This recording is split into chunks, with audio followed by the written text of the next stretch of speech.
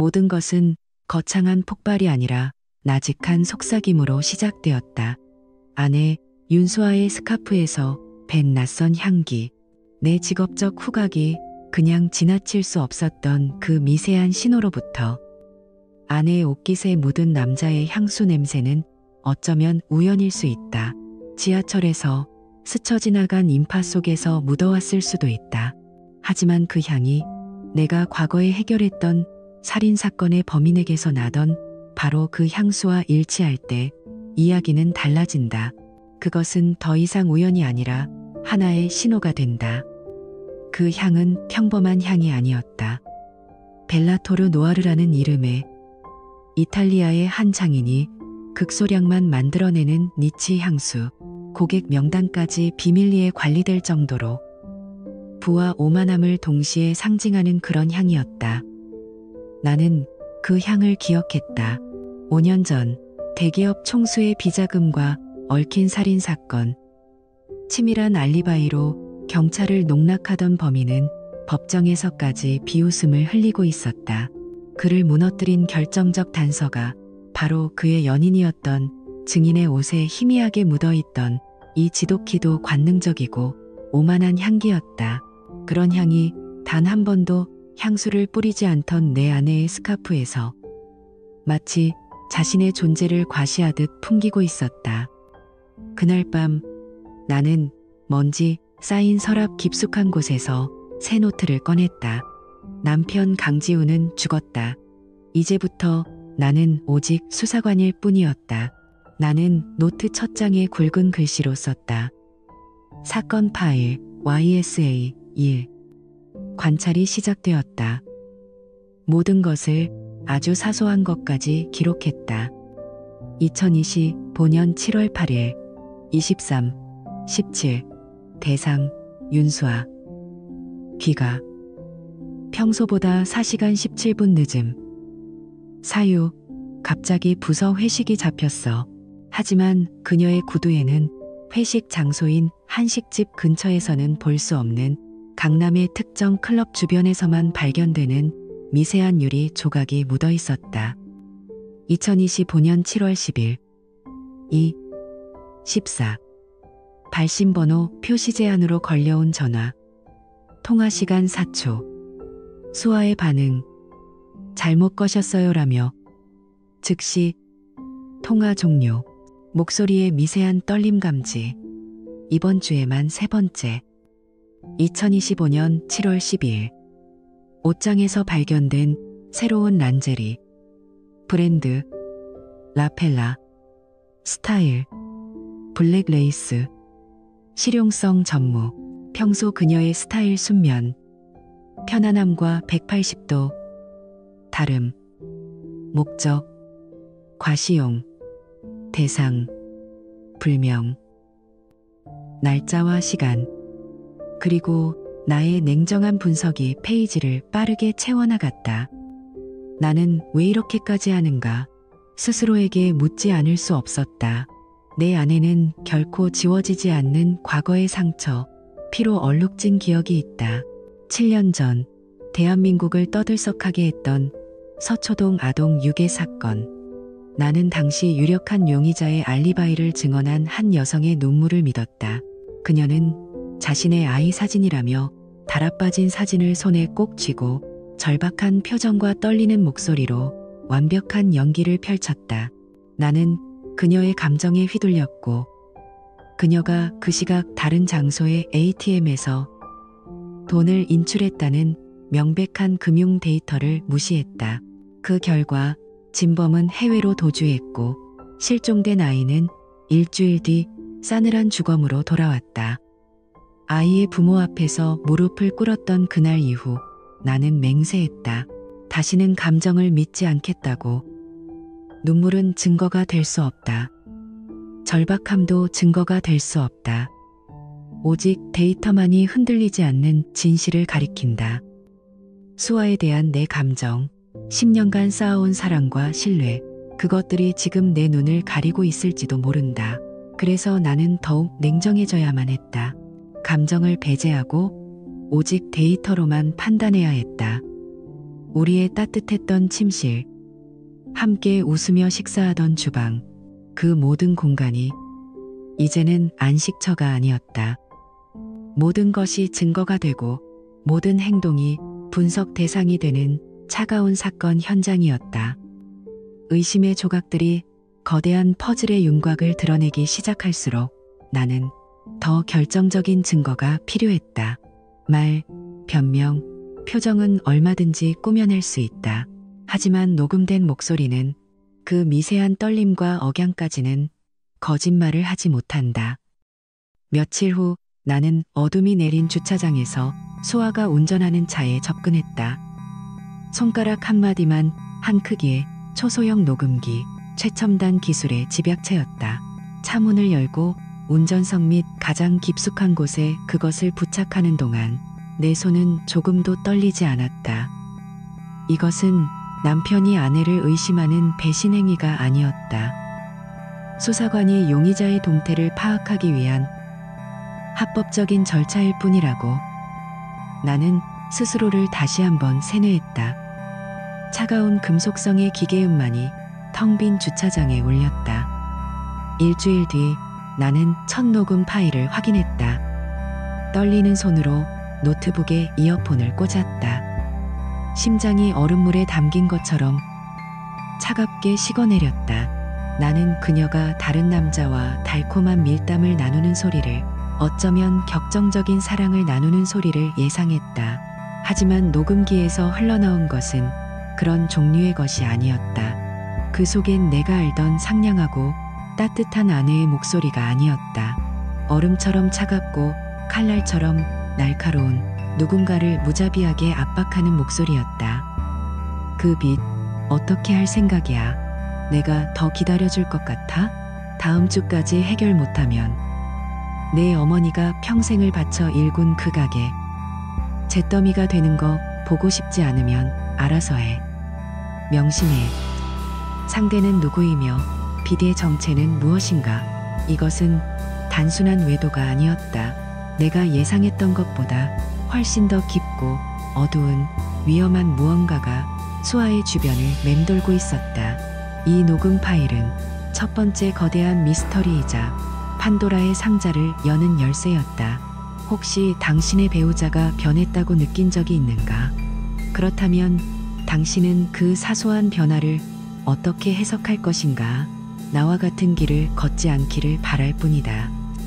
수첩은 점점 더 두꺼워져만 갔다.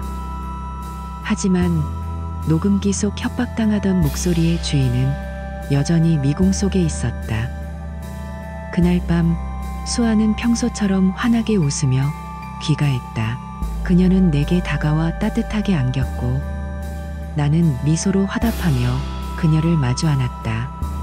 하지만 내 한 손은 그녀의 등 뒤로 아주 자연스럽게 그녀의 핸드백을 스쳤다.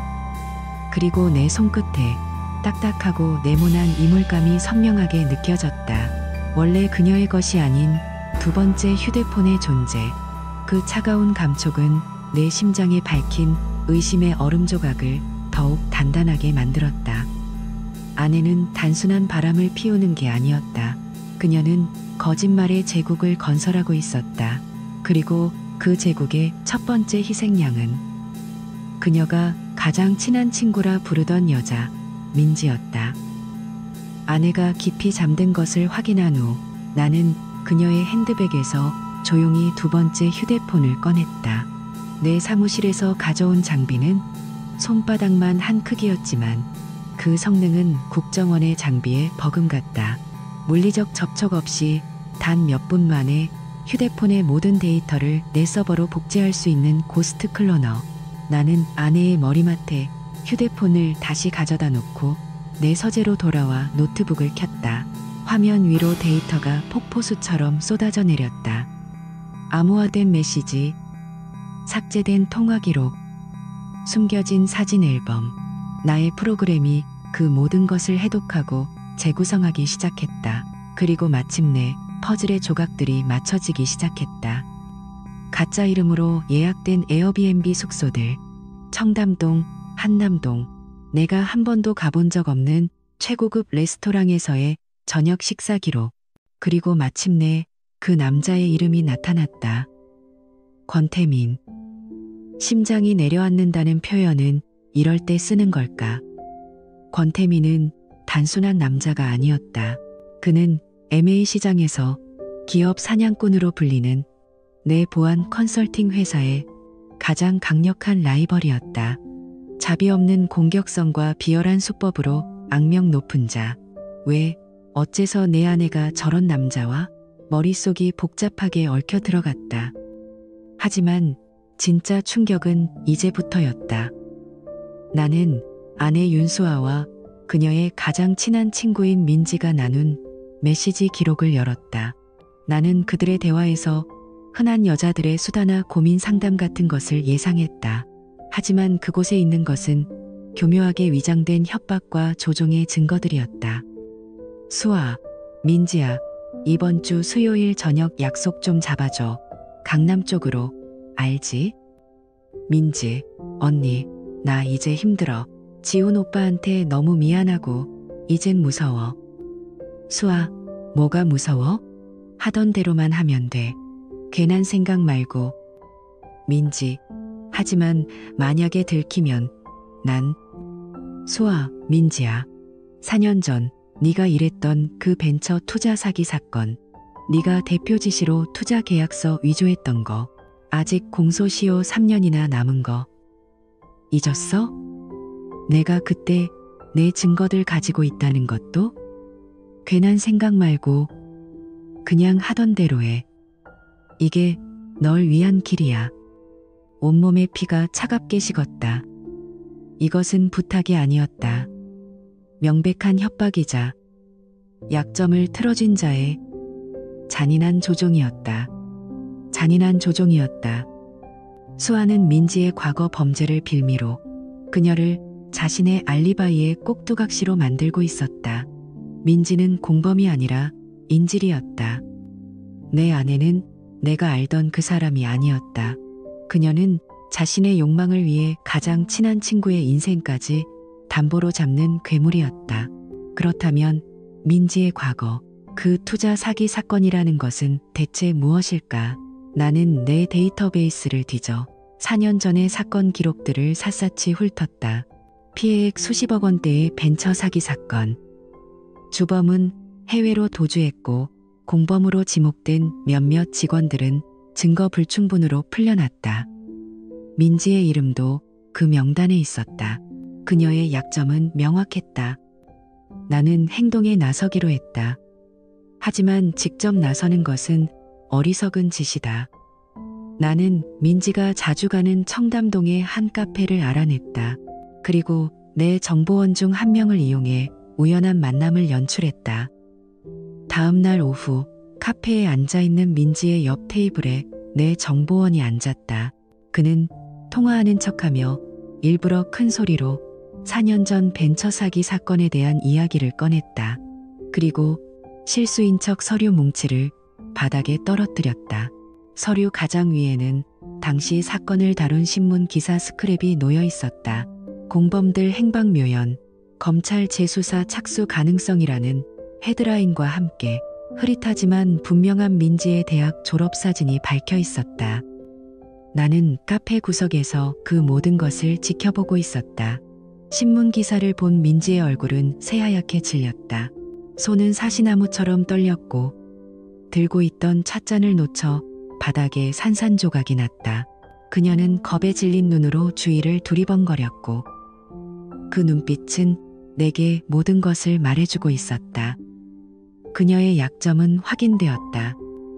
그날 밤 나는 다시 복제된 휴대폰 데이터를 샅샅이 뒤졌다.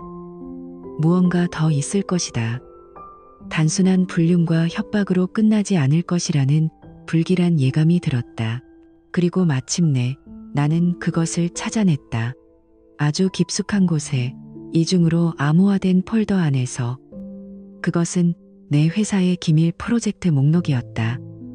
현재 진행 중인 M&A 건들의 보안 컨설팅 내용, 고객사 리스트, 우리의 독점적인 보안 솔루션 설계도까지. 그리고 그 아래 권태민이 보낸 메시지가 있었다. 이 프로젝트들 관련 원본 자료 다음 주까지 가져와. 그럼 네가 원하는 거. 내 친구의 과거를 완전히 지워주지. 그리고 우리 관계도 새로운 단계로 갈 수 있을 거고. 순간 모든 퍼즐이 맞춰졌다. 권태민은 내 아내를 사랑한 게 아니었다. 그는 내 회사를 무너뜨리기 위해 내 아내를 산업 스파이로 이용하고 있었다. 그리고 수아는 자신의 욕망과 민지의 약점을 맞바꾸기 위해 기꺼이 그 제안을 받아들인 것이다. 나는 서재의 거대한 화이트보드에 관계도를 그리기 시작했다. 중앙에나 강지훈, 그리고 나를 중심으로 뻗어나가는 선들. 한쪽은 아내 윤수아, 그리고 그녀와 연결된 권태민. 다른 한쪽은 수아에게 조종당하는 인질, 민지. 그리고 권태민에게서 다시 내 회사로 향하는 붉고 굵은 화살표. 나는 그 화살표 위에 공격이라고 적었다. 이것은 더 이상 남편의 배신감이나 개인적인 복수 따위의 문제가 아니었다. 이것은 내 인생과 내가 평생을 바쳐 이룩한 모든 것을 파괴하려는 명백한 공격이었다. 이것은 전쟁이었다. 나는 펜을 내려놓고 차갑게 식어버린 관계도를 노려보며 나직이 읊조렸다. 전쟁을 원한다면 기꺼이 해주지. 오만한 자의 가장 큰 적은 그 자신의 오만함이다. 나는 바로 그 점을 이용해 완벽한 함정을 설계하기 시작했다. 며칠 후 나는 강지훈이라는 이름을 지우고 홍콩에서 온 미스터리한 재력가 알렉스 홍이라는 가짜 신분을 만들었다. 단순히 이름만 바꾼 것이 아니었다. 이것은 완벽한 인격의 창조였다. 나는 실제로 존재하지 않는 페이퍼 컴퍼니를 세우고 스위스 은행의 계좌를 통해 자금 흐름을 조작했으며 내 정보원들을 풀어 금융가의 거물급 투자자 알렉스 홍이 한국 시장에 나타났다는 소문을 퍼뜨렸다. 최고급 호텔 스위트룸을 통째로 빌리고 국내에 단 3대뿐인 한정판 슈퍼카를 렌트했다. 내 옷장에는 이탈리아 장인이 한 땀 한 땀 만든 슈트가 걸렸고 손목에는 수억 원을 호가하는 파텍 필립 시계가 채워졌다.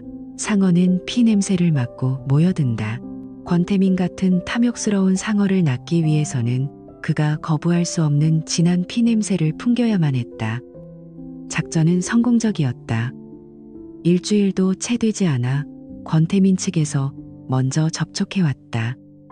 새로운 투자 기회에 대해 논의하고 싶다는 정중한 제안이었다. 약속 장소는 그가 자주 이용한다는 청담동의 한 프라이빗 바. 어둡고 위스키와 시가 냄새가 짙게 밴 온갖 비밀과 음모가 거래되는 그런 곳이었다. 나는 약속 시간보다 30분 먼저 도착해봐에 가장 깊숙한 자리에 앉았다. 권태민은 정확히 약속 시간에 나타났다. 잘 재단된 슈트, 오만한 미소, 그리고 사람을 꿰뚫어 보는 듯한 날카로운 눈빛. 그는 전형적인 포식자였다. 만나서 반갑습니다. 미스터 홍. 한국에는 어떤 바람이 불어서 오셨는지. 그가 먼저 입을 열었다. 나는 가볍게 웃으며 대답했다. 바람보다는 돈 냄새를 맡고 왔다고 하는 편이 정확하겠군요. 우리의 대화는 탐색전으로 시작되었다. 서로의 패를 숨긴 채 상대의 의도를 파악하려는 날카로운 질문들이 오고 갔다. 나는 그가 관심을 가질 만한 M&A 시장의 동향과 물론 전부 거짓인 내부 정보를 흘리며 그의 경계심을 서서히 허물었다. 여자로 유혹하는 고전적인 허니트랩은 권태민 같은 부류에겐 통하지 않는다. 그들에게 여자는 트로피일 뿐. 진정한 미끼는 언제나 돈과 기회다. 몇 순배의 비싼 위스키가 오고 간 후 나는 결정적인 미끼를 던졌다. 사실 제가 극비리에 추진 중인 바이오테크 기업에 적대적 인수건이 하나 있습니다. 정보가 새어나가면 곤란해서 믿을 만한 현지 파트너를 찾고 있죠. 배짱 두둑하고 뒤탈 없는 파트너가 필요합니다. 권태민의 눈이 번뜩이는 것을 나는 놓치지 않았다. 상어가 마침내 미끼를 문 것이다. 그는 거만하게 웃으며 말했다. 미스터 홍, 파트너는 제대로 찾아오셨군요. 이 바닥에서 저 권태민보다 배짱 두둑하고 뒤탈 없는 사람은 없으니까요. 분위기가 무르익자 나는 슬쩍 화제를 돌렸다. 이 바닥 믿을 놈 하나 없죠. 결국엔 다들 약점 하나씩 잡고 흔드는 것뿐입니다. 안 그렇습니까? 권태민은 내 말에 만족스러운 듯 크게 웃었다. 정확히 보셨습니다. 하하, 사실 저도 요즘 아주 유용하게 쓰는 카드가 하나 있는데 이게 아주 물건입니다. 남편이 바로 이 업계 보안 쪽에서 꽤 잘 나가는 여자인데 저한테 푹 빠져서 아주 간이고 쓸개고 다 빼주더군요. 남편 서재에 있는 기밀 정보까지 사진 찍어다 바칠 정도니 말 다 했죠.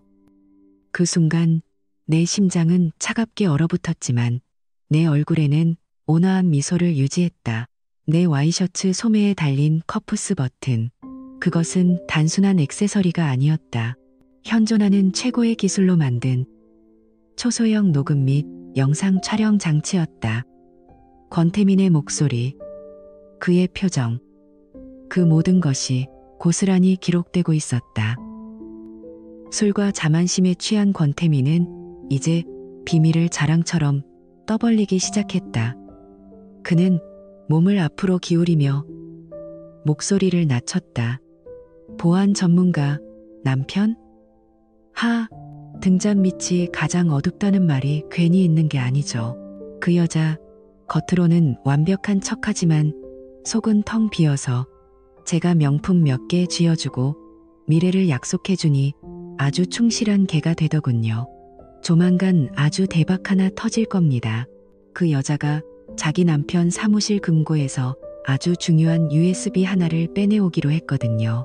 그 USB 안에는 그 잘난 남편 회사의 고객 명단과 MEA 전략의 핵심 알고리즘이 들어있어.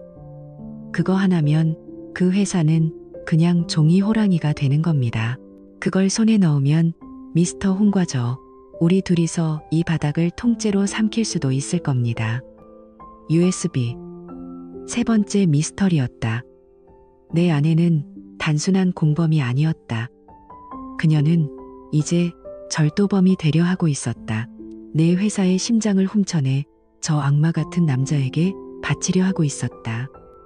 나는 적당히 비위를 맞추며 자리를 마무리했다.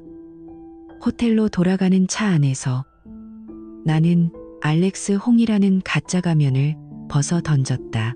차가운 분노가 온몸을 휘감았지만 머리는 그 어느 때보다 명료했다. 나는 내 사무실로 향했다. 텅 빈 사무실, 창밖으로 보이는 도시의 야경이 마치 다른 세상의 일처럼 느껴졌다.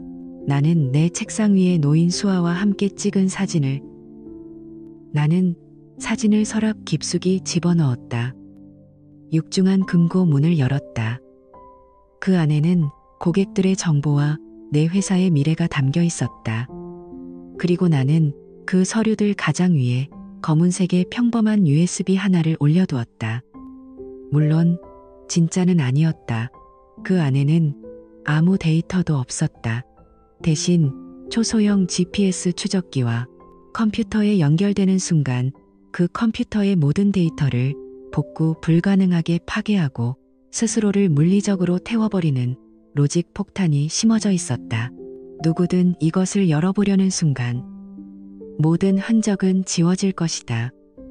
나는 일부러 그것이 아주 중요하고 또 아주 손쉽게 가져갈 수 있는 것처럼 보이게 만들었다. 덫은 완벽하게 설치되었다. 나는 딸깍 소리와 함께 금고 문을 닫았다. 창밖으로 도시의 불빛이 아득하게 펼쳐져 있었다. 사냥꾼은 덫을 놓고 숨을 죽인 채 기다릴 뿐이다. 나는 차가운 유리창에 비친 내 얼굴을 보며 나직이 읊조렸다. 판은 짜였다, 윤수아. 이제 네가 움직일 차례다. 판은 짜였다. 윤수아, 이제 네가 움직일 차례다. 나는 어둠 속에서 숨을 죽인 채 거미줄에 먹잇감이 걸려들기만을 기다리는 거미처럼 그녀가 내 덫으로 걸어 들어올 그 순간을 기다렸다. 내 마음속에는 더 이상 분노나 슬픔 같은 감정은 없었다. 오직 차갑고 냉정한 마지막 단계를 향한 명료한 의지만이 존재할 뿐이었다. 이틀 뒤 수아는 내게 다가와 아무것도 모른다는 듯 맑게 웃으며 말했다. 자기야, 이번 주말에 우리 부모님 모시고 저녁 식사하는 거 어때? 당신 요즘 고생하는 것 같아서 내가 몸보신 시켜드리고 싶어서. 속이 역겨웠지만 나는 완벽한 남편의 가면을 쓰고 다정하게 대답했다. 물론이지. 장인어른, 장모님 뵌 지도 오래됐는데. 내가 좋은 곳으로 예약할게. 나는 그녀의 부모님께 직접 전화를 걸었다. 내 목소리는 더없이 상냥하고 공손했다. 어머님, 이번 주말에 저녁 식사 어떠세요? 수아가 어머님 갈비찜 드시고 싶다고 노래를 불러서요. 모든 것이 내 계획대로였다. 나는 그녀의 부모님, 평생을 교직에 몸담으며 올곧게 살아오신 자신의 딸을 세상에서 가장 큰 자랑으로 여기는 그분들을 내 무대 위로 초대했다. 가장 잔인한 심판은 가장 가까운 이의 손에서 내려지는 법이니까. 금요일 저녁, 우리는 한강이 내려다 보이는 고급 한정식집의 룸에 마주 앉았다. 화기애애한 분위기 속에서 장인어른은 내 어깨를 두드리며 칭찬을 아끼지 않으셨다. 역시 강서방이야. 우리 수아 자네한테 시집 보낸 게 내 인생 최고의 결정이었어. 장모님은 수아의 손을 잡고 연신 우리 딸, 어릴 때부터 거짓말 한 번 안 하던 착한 아이였는데 자네 같은 듬직한 신랑 만나서 정말 다행이야라며 흐뭇해하셨다. 그 말을 듣는 순간 나는 수아의 얼굴에 스치는 찰나의 경직을 놓치지 않았다. 그녀는 그들의 기대를 저버리지 않는 완벽한 딸이자 아내를 연기하고 있었다. 바로 그 순간 내 휴대폰이 날카로운 진동과 함께 빛을 발했다. 완벽한 타이밍이었다. 나는 미리 설정해둔 긴급 보안 경보 알림을 확인하고 일부러 얼굴을 하얗게 굳히며 자리에서 일어났다. 아, 아버님, 어머님, 정말 죄송합니다. 회사 금고에서 긴급 보안 경보가 울려서요. 해킹이나 침입일 수도 있습니다. 고객들의 기밀 자료가. 나는 말을 흐리며 당황한 척 연기했다. 수아의 얼굴이 순식간에 잿빛으로 변하는 것을 나는 놓치지 않았다. 그녀의 눈동자가 불안하게 흔들렸다. 그녀는 아마도 자신의 행동이 벌써 발각되었다고는 상상조차 못하고 있겠지. 장인어른이 걱정스럽게 물었다. 아니, 강서방, 그게 무슨 소린가? 큰일 아닌가? 잠깐만요. 제가 지금 바로 원격으로 CCTV를 확인해 보겠습니다. 요즘 기술이 좋아서요. 나는 휴대폰을 룸 안에 있는 대형 8K TV와 연결했다. 짧은 연결음과 함께 화면이 바뀌자 모두의 시선이 TV 화면으로 쏠렸다. 곧이어 익숙한 내 사무실 내부가 선명한 고화질 영상으로 나타났다. 서늘한 정적이 흘렀다. 화면 속 시간은 불과 30분 전이었다. 그리고 사무실 문이 조용히 열렸다. 들어온 것은 복면을 쓴 강도가 아니었다. 바로 그들의 딸, 나의 아내, 윤수아였다. 장모님의 입에서 낮은 탄식이 터져나왔다. 수아니? 네가 왜 저기서? 장모님의 목소리가 떨렸다. 화면 속의 수아는 익숙하게 내 사무실 금고로 다가가 비밀번호를 눌렀다. 딸깍하는 소리와 함께 금고문이 열리자 그녀는 망설임 없이 그 안에서 내가 놓아둔 검은색 USB를 꺼내 자신의 핸드백에 넣었다. 수아의 목소리가 절박하게 떨리며 정적을 깼다. 아, 저건 당신이 중요한 거라고 해서 내가 서류 정리 좀 도와주려고 그런 거예요, 여보. 정말이야. 나는 차가운 눈으로 그녀를 바라보며 나직이 말했다. 정리? 아, 그랬구나.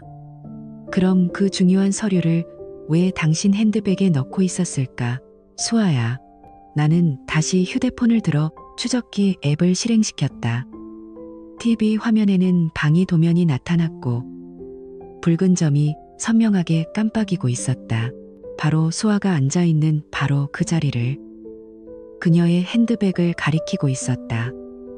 그녀의 모든 변명은 이제 끝났다. 수아는 더 이상 아무 말도 하지 못했다. 그녀의 얼굴에서 모든 색이 사라졌다. 나는 리모컨을 들고 말했다. 아버님, 어머님, 이왕 이렇게 된 거 영화 한 편 보시죠. 제 아내가 주인공으로 나오는 아주 흥미진진한 스릴러 영화입니다. 제목은 완벽한 아내의 이중생활 정도가 좋겠군요. 나는 마지막 증거 파일을 재생했다. 첫 번째 장면, 배신자의 입맞춤. TV 화면이 바뀌고 권태민의 차 안에서 그와 키스를 나누는 수아의 모습이 나타났다. 에어비앤비로 함께 들어갔다가 몇 시간 뒤 지친 얼굴로 나오는 영상이 이어졌다. 그리고 마침내 청담동 바에서 내가 녹음했던 권태민의 목소리가 룸 전체에 스피커를 통해 울려 퍼졌다. 그 여자, 남편이 보안 전문가? 등잔 밑이 가장 어둡다는 말이 괜히 있는 게 아니죠. 제가 명품 몇 개 쥐어주고 미래를 약속해주니 아주 충실한 개가 되더군요. 장모님은 손으로 입을 막고 흐느끼기 시작했고 장인어른의 얼굴은 분노로 붉게 타올랐다. 나는 마지막으로 권태민에게 보낸 수아의 메시지를 화면에 띄웠다. 자기야, USB는 내가 내일 꼭 가져갈게. 이것만 성공하면 우리 짝. 날카로운 파열음이 방 안의 모든 소리를 집어삼켰다. 평생 누구에게도 손찌검 한 번 한 적 없으셨던 장인어른이 자리에서 일어나 딸의 뺨을 거세게 내리친 것이었다. 방 안에는 장인어른의 거친 숨소리만이 가득했다. 이런 부정한 것을. 그의 목소리는 배신감과 슬픔으로 갈라져 있었다. 우리 가문에 너 같은 자식은 없다.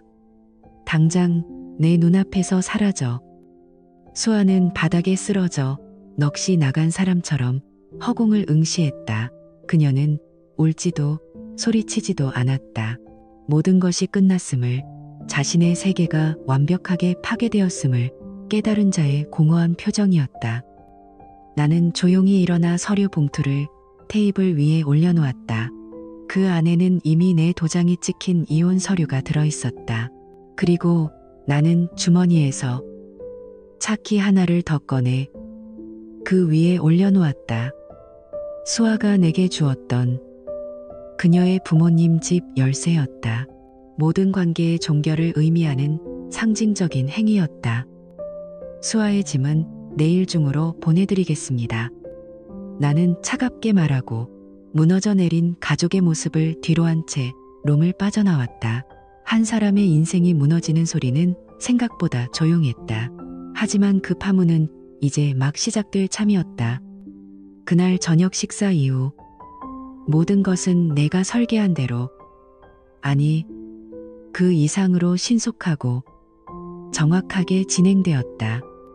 다음 날 아침, 검찰청 특수부 반부패 수사팀의 한 검사 책상 위에는 발신인 불명의 서류 봉투가 하나 도착했다. 그 안에는 청담동의 한 프라이빗 바에서 녹음된 권태민의 오만한 목소리가 담긴 하나의 녹음 파일과 그의 산업 스파이 행각을 입증하는 몇 가지 핵심 자료들이 들어있었다. 언론은 기업 사냥꾼, 권태민 긴급 체포, 불법 MA 시도 및 산업 기밀 유출 혐의와 같은 헤드라인으로 도배되었다. 그가 공들여 쌓아 올린 명성과 부의 제국은 단 하루 만에 모래성처럼 허물어졌다. 주가는 폭락했고 믿었던 투자자들은 차갑게 등을 돌렸으며 그는 결국 차가운 구치소 독방에 갇혔다. 그의 탐욕이 그 자신을 삼켜버린 것이다. 윤수아의 종말은 더 조용했지만 훨씬 더 비참했다. 우리의 이혼 소송은 전쟁이 아닌 일방적인 통보에 가까웠다. 그녀의 외도와 범죄 공모에 대한 증거는 너무나도 명백했다. 그녀의 눈물은 법정에서 아무런 증거가 되지 못했다. 변호사는 위자료는커녕 그녀가 내게 정신적 피해 보상을 해야 할 판이라고 말했다. 혼전 계약서에 따라 그녀는 자신이 혼수로 가져온 몇 가지 물건 외에는 아무것도 없이 말 그대로 빈손으로 우리 집에서 쫓겨났다. 그녀를 세상에서 가장 자랑스러워하시던 부모님은 그날 이후 그녀에게서 완전히 등을 돌렸다. 장인어른은 내게 전화를 걸어 자네에게 평생 씻을 수 없는 죄를 지었네. 우리에겐 이제 딸이 없네라며 오열하셨다. 며칠 뒤 수아가 부모님 댁을 찾아갔지만 현관의 비밀번호는 이미 바뀌어 있었다고 한다. 화려했던 사교계의 여왕, 완벽한 아내이자 딸이었던 윤수아는 그렇게 세상에서 완벽하게 지워졌다. 나는 그녀에게 어떠한 동정심도 느끼지 않았다. 동정? 아니, 그것은 사치였다. 그녀가 내게, 그리고 무너진 그녀의 부모님께, 그리고 민지에게 베풀지 않았던 바로 그 사치였다. 전쟁은 끝났다. 나의 적들은 모두 쓰러졌다. 하지만 내 마음속에는 승리의 쾌감 대신 무거운 공허함이 자리 잡고 있었다. 그리고 그 공허함 속에서 나는 계속 한 사람을 떠올렸다. 바로 윤수아의 꼭두각 시이자 인질이었던 민지. 그녀는 폭풍의 가장자리에 서 있다가 휩쓸려 버린 가여운 존재였다. 일주일 후 나는 수소문 끝에 민지가 살고 있는 햇볕도 잘 들지 않는 허름한 원룸을 찾아갔다. 문을 두드리자 겁에 질린 그녀의 얼굴이 문틈으로 나타났다. 나를 본 순간 그녀의 얼굴은 새하얗게 질렸다. 그녀는 아마도 내가 윤수아의 마지막 공범인 자신을 처리하러 왔다고 생각했을 것이다. 강지훈 씨. 저는 정말 아무것도. 그녀는 말을 잇지 못하고 부들부들 떨었다. 나는 아무 말 없이 들고 있던 두툼한 서류 봉투를 그녀 앞에 작은 밥상 위에 올려놓았다. 그녀는 마치 독이 든 상자를 보듯 겁에 질린 눈으로 서류 봉투를 바라보았다. 열어봐요. 내 목소리는 차가웠지만 그 안에는 경멸이 아닌 다른 무언가가 담겨 있었다. 민지는 떨리는 손으로 봉투를 열었다. 그 안에는 그녀를 고소하는 고소장이 아닌 그녀를 구원할 증거들이 들어있었다. 윤수아가 그녀를 협박했던 메시지 기록 전체, 수아가 민지의 계좌로 용돈이라며 주기적으로 입금했던 돈의 내역 명백한 협박의 대가였다. 그리고 내가 의뢰한 로펌의 법률 의견서. 그 의견서에는 김민지 씨는 윤수아의 강압과 협박에 의해 범죄에 가담하게 된 것으로 보이며 자수 및 수사 협조 시 정상 참작의 여지가 매우 큼이라고 적혀 있었다. 민지는 서류들을 읽어내려가며 믿을 수 없다는 듯 나를 올려다보았다. 그녀의 눈에 맺힌 눈물은 더 이상 공포의 눈물이 아니었다. 왜 저를 구해주시려는 건가요?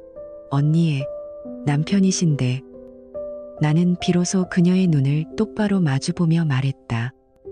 윤수아는 더 이상 내 아내가 아니오. 그리고 당신은 공범이 아니야. 당신도 피해자였지. 당신의 유일한 실수는 괴물의 손을 더 일찍 뿌리치지 못하고 침묵했다는 것뿐이야. 나는 잠시 말을 멈췄다가 다시 입을 열었다. 권태민과 윤수아는 내 적이지만 당신은 내 전쟁의 부수적 피해자가 될 이유가 없어. 이건 내 정의의 방식이요. 이 자료들을 가지고 경찰에 가서 자수해. 그리고 새 인생을 살아. 과거에 발목 잡히지 말고.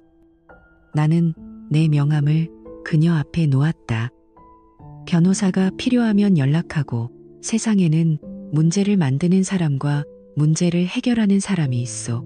윤수아는 전자였고 당신은 이제 후자가 될 기회를 잡은 거요. 당신 목소리로 당신의 이야기를 해. 민지는 더 이상 아무 말도 하지 못하고 작은 밥상 위에 엎드려 오열하기 시작했다. 그것은 후회의 눈물이자 안도의 눈물이었고 어쩌면 새로운 시작을 다짐하는 눈물이었을 것이다. 나는 그녀의 울음소리를 뒤로하고 조용히 원룸을 빠져나왔다. 이상하게도 권태민과 윤수아를 무너뜨렸을 때보다 더 큰 만족감이 밀려왔다. 복수의 끝에서 나는 비로소 내가 지키고 싶었던 것이 무엇인지 어렴풋이 알 것 같았다. 그것은 단순한 승리가 아니라 최소한의 인간성에 대한 나의 신념이었을지도 모른다. 나는 전쟁에서 이겼다. 하지만 텅 빈 승리였다. 폐허 위에서 나는 깨달았다. 무너뜨리는 것만으로는 충분하지 않다는 것을. 이제는 이 잿더미 위에서 무언가를 다시 지어야 할 시간이었다. 사람들은 진실을 알기 위해 나를 찾아온다. 하지만 나는 이제 진실만을 팔지 않기로 했다. 진실은 때로 양날의 검과 같아서 가해자를 베는 동시에 피해자에게도 깊은 상처를 남긴다. 나는 고객에게 날카로운 진실의 파편이 아니라 그 파편을 딛고 일어설 수 있는 단단한 갑옷을 팔기로 결심했다. 나는 고객에게 재탄생을 팔기로 했다. 내 개인 탐정 사무소는 문을 닫았다. 그 자리에 새로운 회사가 들어섰다. 이름은 피닉스 프로토콜. 불사조처럼 배신과 절망의 잿더미 속에서 의뢰인들이 다시 태어날 수 있도록 돕는다는 의미였다. 이것은 단순한 탐정 회사가 아니었다. 우리는 진실을 밝히는 것을 넘어 그 이후에 모든 것을 책임지는 종합 위기관리 컨설팅 그룹이었다. 나는 최고의 전문가들을 영입했다. 이혼 소송에서 단 한 번도 패소한 적이 없어 법조계에서 독사라 불리는 얼음 심장의 변호사. 배신 트라우마와 심리적 회복을 전문으로 다루며 마음의 건축가로 불리는 최고의 심리학 박사. 그리고 디지털 세계의 모든 유령을 찾아내는 고스트라는 닉네임으로 더 유명한 전설적인 화이트 해태커까지. 우리는 단순한 직원이 아니었다. 우리는 각자의 분야에서 상처 입은 사람들을 돕는다는 하나의 목표 아래 모인 파트너였다. 우리의 서비스는 세 단계로 이루어졌다. 첫째, 진실의 규명. 의뢰인이 원하는 모든 진실을 합법적인 테두리 안에서 완벽하게 밝혀낸다. 둘째, 법의 심판. 확보된 증거를 바탕으로 배신자에게 가장 가혹한 법적 책임을 묻는다. 재산 분할, 위자료, 접근 금지, 명령 등 모든 것을 포함해서. 그리고 마지막, 가장 중요한 세 번째 단계. 자기 자신의 회복. 심리 상담을 통해 무너진 자존감을 회복하고 자산 전문가를 통해 경제적 독립을 설계하며 필요하다면 경호 서비스를 통해 신변의 안전까지 확보한다. 의뢰인이 온전한 자신으로 다시 일어설 수 있도록 새로운 인생의 청사진을 함께 그리는 것이다. 6개월 후 피닉스 프로토콜의 명성은 암암리에 퍼져나갔다. 우리는 광고를 하지 않았지만 배신자에게 모든 것을 빼앗겼던 의뢰인들이 완벽하게 재기하는 모습을 본 사람들의 입소문을 통해 절망에 빠진 사람들이 우리를 찾아왔다. 오늘 나는 새로운 의뢰인 그룹 앞에 서 있었다. 그들의 눈에는 의심과 두려움, 그리고 한 줄기 희미한 희망이 섞여 있었다. 나는 조용히 입을 열었다. 여기 오신 여러분은 모두 비슷한 상처를 가지고 있을 겁니다. 믿었던 사람에게 발등을 찍히는 고통. 내 세상이 무너져 내리는 절망감. 저도 바로 그 고통을 겪었습니다. 나는 잠시 말을 멈추고 그들의 눈을 한 명 한 명 마주쳤다. 배신자는 당신의 과거를 앗아갔습니다. 하지만 그들이 당신의 미래까지 앗아가게 내버려 두어서는 안 됩니다. 피닉스 프로토콜은 바로 그것을 위해 설계되었습니다. 내 목소리에 힘이 실렸다. 용은 당신의 두려움을 먹고 자랍니다. 당신의 침묵을 먹고 강해집니다. 우리는 당신의 집에 숨어 있는 악마를 찾아내는 것에서 멈추지 않습니다. 우리는 당신 스스로가 용 사냥꾼이 되는 법을 가르칩니다. 우리는 당신에게 진실이라는 이름의 검을 쥐어주고 법률이라는 이름의 갑옷을 입혀드립니다. 그리고 가장 중요한, 나는 더 이상 당하지 않겠다는 강철 같은 심장을 갖게 해드립니다. 당신은 더 이상 피해자가 아닙니다. 오늘부터 당신은 당신 인생의 주인이 될 것입니다. 의뢰인들의 눈빛이 흔들리기 시작했다. 두려움이 사라진 자리에 작은 결의가 싹트고 있었다. 나는 마지막으로 그들을 향해 말했다. 내 모든 경험과 철학을 담아서 나는 한때 남편이었습니다. 그리고 배신으로 인해 모든 것을 잃고 탐정이 되었습니다. 하지만 이제 나는 진실의 건축가입니다. 그리고 이 거짓의 세계에서 나는 유일한 왕입니다.